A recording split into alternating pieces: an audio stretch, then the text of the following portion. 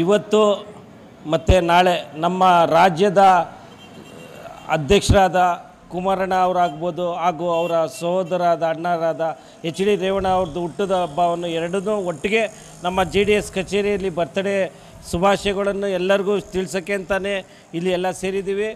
ಇದೇ ರೀತಿ ನಾನು ಎಲ್ಲ ಕರ್ನಾಟಕ ರಾಜ್ಯದ ಜನತೆಗೆ ಕುಮಾರಣ್ಣನು ಮತ್ತು ಎಚ್ ಡಿ ರೇವಣ್ಣ ಅವರ ಹುಟ್ಟುಹಬ್ಬದ ಶುಭಾಶಯಗಳನ್ನು ಕೋರೋಕ್ಕೆ ಇಷ್ಟಪಡ್ತೀನಿ. ಇಂದು 64ನೇ ವರ್ಷದ ಕುಮಾರಣ್ಣವರ ಹುಟ್ಟುಹಬ್ಬ ಕಾರ್ಯಕ್ರಮವನ್ನು ನಮ್ಮ ಪಕ್ಷದ ಕಚೇರಿಯಲ್ಲಿ ವಿಜೃಂಭಣೆಯಿಂದ ಮಾಡ್ತಾಯಿದ್ದೀವಿ. ಇವತ್ತು ಒಂದು ಸಂದೇಶವನ್ನು ನಾವು ನಮ್ಮ ಕಾರ್ಯಕರ್ತರು ಕೊಟ್ಟಿದ್ದೀವಿ. ಏನಂದರೆ ಮುಂಬರೋ ದಿನಗಳಲ್ಲಿ ಕುಮಾರಣ್ಣನವರ ಕೈಯನ್ನು ಬಲಪಡಿಸಿ ಎಲ್ಲ ಚುನಾವಣೆಗಳಲ್ಲೂ ನಮ್ಮ ಪಕ್ಷ ಸಮೃದ್ಧಿಯಾಗಿ ನಾವು ಕಟ್ತೀವಿ ಅನ್ನೋ ಭರವಸೆಯನ್ನು ಕುಮಾರಣ್ಣಗೆ ಈ ಸಂದರ್ಭದಲ್ಲಿ ನಾವು ಹೇಳೋಕ್ಕೆ ಇಷ್ಟಪಟ್ಟಿದ್ದೀವಿ. ಮತ್ತು ಅವರೂ ಸಹ ಭಗವಂತ ಆಯುಷ್ ಆರೋಗ್ಯವನ್ನು ಕೊಟ್ಟು ಮುಂಬರೋ ದಿನಗಳಲ್ಲಿ ಅವ್ರಿಗೂ ಒಂದು ಉನ್ನತ ಸ್ಥಾನ ಮತ್ತೆ ಮುಖ್ಯಮಂತ್ರಿ ಆಗಲಿ ಅಂತ ನಾವು ದೇವರಲ್ಲಿ ಎಲ್ಲ ನಮ್ಮ ದಳದ ಕಾರ್ಯಕರ್ತರೆಲ್ಲ ಸೇರಿ ಪ್ರಾರ್ಥನೆ ಮಾಡಿದ್ದೀವಮ್ಮ. ನಮ್ಮ ಎಚ್ ಡಿ ಮಾಜಿ ಮುಖ್ಯಮಂತ್ರಿ, ಕರ್ನಾಟಕ ರಾಜ್ಯದ ಜಾತ್ಯತೀತ ಜನತಾದ ಅಧ್ಯಕ್ಷರಾದ ಕುಮಾರಸ್ವಾಮಿ ಅವರ 64ನೇ ಹುಟ್ಟುಹಬ್ಬದ ಸಂದರ್ಭದಲ್ಲಿ ಪಕ್ಷದ ಕಚೇರಿಯಲ್ಲಿ ಸರಳವಾಗಿ ಆಚರಿಸಿದ್ದೀವಿ. ತಾಯಿ ಚಾಮುಂಡೇಶ್ವರಿ ಅವರ ಆರೋಗ್ಯ ಕೊಟ್ಟು ನಮ್ಮ ರಾಜ್ಯಕ್ಕೆ ಮತ್ತೊಮ್ಮೆ ಮುಖ್ಯಮಂತ್ರಿ ಆಗಿ ಈ ರಾಜ್ಯದ ಜನತೆ ಸೇವೆ ಮಾಡಲಿ ಅಂತ ನಮ್ಮ ಪಕ್ಷದ ಕಾರ್ಯಕರ್ತರು ಹಾಗೂ ಚಾಮುಂಡೇಶ್ವರಿ ದೇವಿಯಲ್ಲಿ ನಾವು ಬೇಡ್ಕೊಳ್ತೀವಿ. ಇವತ್ತು ಪ್ರಾದೇಶಿಕ ಪಕ್ಷವಾಗಿರುವಂತಹ ಜಾತ್ಯತೀತ ಜನತಾದಳದ ರಾಜ್ಯ ಅಧ್ಯಕ್ಷರಾದಂತಹ ಸನ್ಮಾನ್ಯ ಮಾಜಿ ಮುಖ್ಯಮಂತ್ರಿಗಳಾದಂತಹ ಕುಮಾರಸ್ವಾಮಿಯವರ 64ನೇ ಹುಟ್ಟುಹಬ್ಬದ ಪ್ರಯುಕ್ತ ಇವತ್ತು ಪಕ್ಷದ ಕಚೇರಿಯಲ್ಲಿ ಸರಳವಾಗಿ ನಾವು ಇವತ್ತು ಆಚರಣೆಯನ್ನು ಮಾಡಿದ್ದೀವಿ.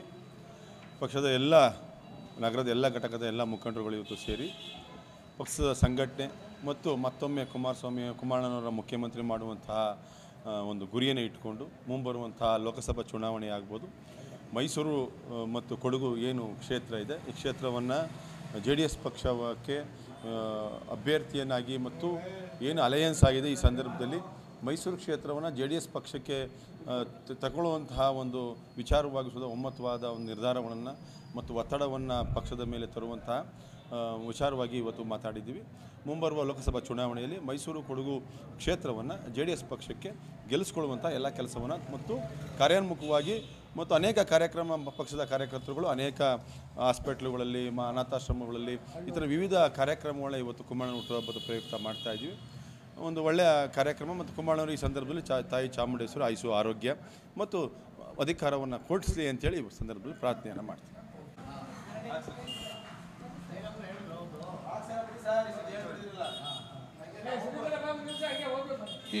ಇವತ್ತು ನಮ್ಮ ನಮ್ಮ ಜನತಾದಳ ಕಚೇರಿ ಆಫೀಸಿನಲ್ಲಿ ಎಲ್ಲ ಮಾಜಿ ನಗರ ಪಾಲಿಕೆ ಸದಸ್ಯರು, ಮಾಜಿ ಮಹಾಪೌರರುಗಳು, ಎಲ್ಲ ಲೀಡರ್ಗಳು, ಮಹಿಳಾ ಅಧ್ಯಕ್ಷರುಗಳು, ಪ್ರೇಮಕ್ಕ ಅವರಾಗಲಿ ಎಲ್ಲ ಕಾರ್ಪೊರೇಟರ್ಗಳು ಸಹ ಕುಮಾರಣ್ಣನವ್ರಿಗೆ ಬರ್ತ್ಡೇನ ಮಾಡಿ ಬರ್ತ್ಡೇ ವಿಶ್ ಮಾಡಿ ಕುಮಾರಣ್ಣನವ್ರಿಗೆ ಫೋನಿನ ಮೂಲಕನೇ ಅವ್ರಿಗೆ ವಾಯ್ಸ್ ಕಾಲ್ ಮಾಡಿ ಅವ್ರಿಗೆಲ್ಲರೂ ಕುಮಾರಣ್ಣವ್ರಿಗೆ ಬರ್ತ್ಡೇ ವಿಶ್ವೂ ಸಹ ಮಾಡಿದ್ದಾರೆ.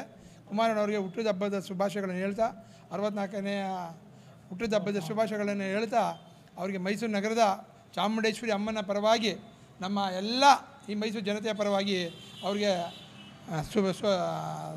ಶುಭಾಶಯಗಳನ್ನು ಕೋರುತ್ತಾ ಅವ್ರಿಗೆ ಒಳ್ಳೆಯದಾಗಲಿ ಅಂತ ನಾನು ಆ ಚಾಮುಂಡೇಶ್ವರಿ ಕೇಳೋಕ್ಕೆ ಬಯಸ್ತೀನಿ.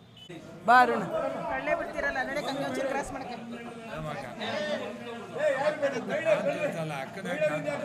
ಇವತ್ತು ಇಲ್ಲಿ ಬನ್ನಿ, ಈಗ ಮಧ್ಯಕ್ಕೆ ಬನ್ನಿ ಕಾಣಿಸುತ್ತೆ. ಜಾತ್ಯತೀತ ಜನತಾದಳದ ಕಚೇರಿನಲ್ಲಿ ಮಾಜಿ ಮುಖ್ಯಮಂತ್ರಿಗಳು 2 ಬಾರಿ ಮುಖ್ಯಮಂತ್ರಿಗಳಾಗಿ ಕಾರ್ಯನಿರ್ವಹಿಸಿದಂಥವರು, ವಿಶೇಷವಾಗಿ ಕರ್ನಾಟಕ ರಾಜ್ಯದಲ್ಲಿ ಯಾವುದೇ ಮುಖ್ಯಮಂತ್ರಿ ಮಾಡದೇ ಇರುವಂಥ ಜನಪರ ಕೆಲಸವನ್ನು ಮಾಡಿರುವಂಥವರು. ಇವತ್ತು 64ನೇ ಹುಟ್ಟುಹಬ್ಬನ ನಾವಾದರೂ ಕೂಡ ಪಕ್ಷದ ಕಚೇರಿಯಲ್ಲಿ ಆಚರಿಸಿದ್ದೇವೆ. ನಾನಾದರೂ ಕೂಡ ಈ ಸಂದರ್ಭದಲ್ಲಿ ನಮ್ಮೆಲ್ಲ ಕಾರ್ಯಕರ್ತರು ಮತ್ತು ಮೈಸೂರು ಮಹಾನಗರದ ಜನತೆ ತಾಯಿ ಚಾಮುಂಡೇಶ್ವರಿ ನಾಡಿನ ಅಧಿದೇವತೆಯಲ್ಲಿ ಕುಮಾರಣ್ಣವ್ರಿಗೆ 100 ವರ್ಷ ಆಯುಸ್ಸು, ಆರೋಗ್ಯ, ಅಧಿಕಾರವನ್ನು ಕೊಟ್ಟು ಚಾಮುಂಡೇಶ್ವರಿ ಕರುಣಿಸಲಿ ಅಂತ ಈ ಸಂದರ್ಭದಲ್ಲಿ ನಾನು ಹೇಳಲಿಕ್ಕೆ ಇಚ್ಛೆಪಡ್ತೇನೆ. ನಾವು ಕುಮಾರಣ್ಣಂಗೆ ಹುಟ್ಟುಹಬ್ಬದ ಶುಭಾಶಯಗಳು ಹೇಳ್ತಾ ಇದ್ದೀನಿ. ಮತ್ತು ಅವರಿಗೆ ಚಾಮುಂಡೇಶ್ವರಿ ಆಯುಸ್ಸು, ಆರೋಗ್ಯ ಕೊಟ್ಟು ಕಾಪಾಡಲಿ, ಮತ್ತು ಅವರು ಇನ್ನೂ ಉನ್ನತ ಅಧಿಕಾರಕ್ಕೆ ಬರಲಿ ಅಂತ ಕೇಳ್ಕೊತಾರೆ.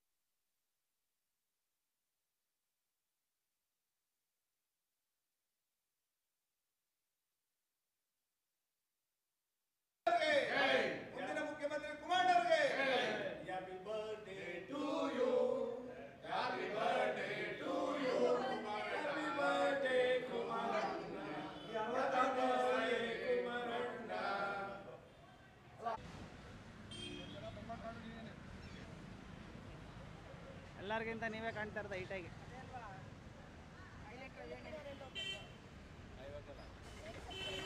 Thank you. Nandini, Bharat news TV, Mysuru.